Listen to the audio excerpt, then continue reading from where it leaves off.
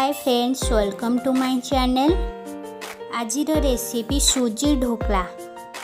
चलतु देखिबा एही रेसिपीटी केमिति हुए। गोटे बाउल रे गोटे कप सुजी नेबा, गोटे कप दही नेबा,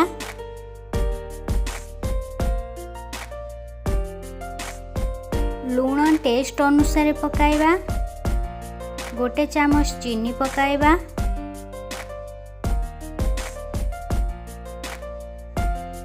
को भल भाव गोलाई नेबा। एबे एथिरे अल्प अल्प पानी दे गोलाइबा। बैटर बेसी मोटा कि पतला करिबा नाही।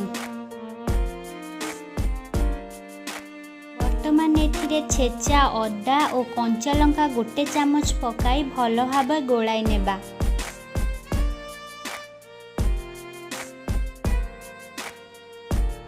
एहाकू कभर करी आधा घंटा रखिदेबा।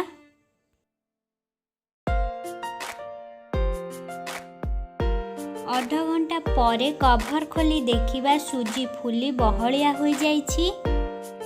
एबे एथिरे हाफ चामच बेकिंग पाउडर पकाइबा। आउ गोटे चामच पानी देई भल भाबे गोलाई नेबा।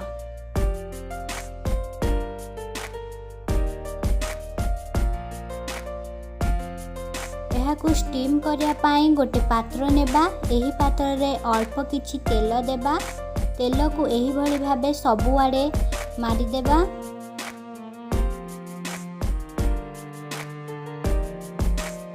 बैटर को एही पात्र रे देबा।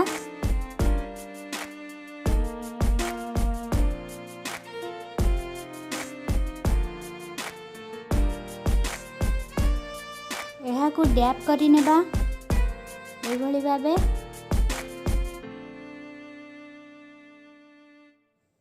गैस रे स्टीम करिया पाई पानी गरम करी नेछि। एबे एहाकू स्टीम करी नेबा।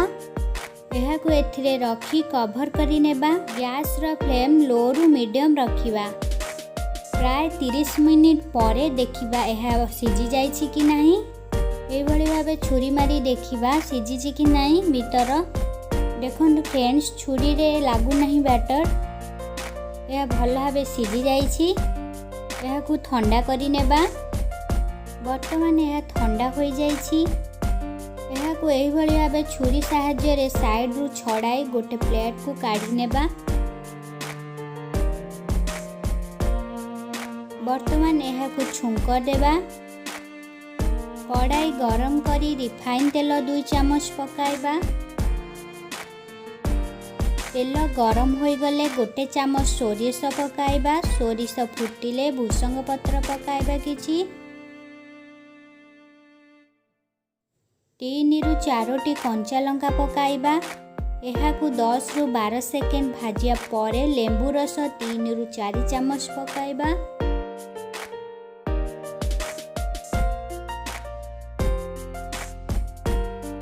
एबे गैस ऑफ करि नेबा।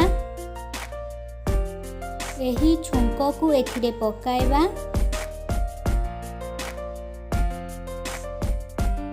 वर्तमान एहाकू भल भाबे काटी नेबा। देखंतु फ्रेंड्स, एहा भल भाबे फुलिछि आ सॉफ्ट होइछि। एहाकू आपण माने सकाळ होय कि संध्या जलखिया रे खाइ परिबे। छुआ को मध्य टिफिन रे करिकि देई परिबे। पाखरे थिबा बेल आइकन को प्रेस करनियंतु जहा फल रे आपण माने नुआ नुआ रेसिपी रो वीडियो देखि परिबे।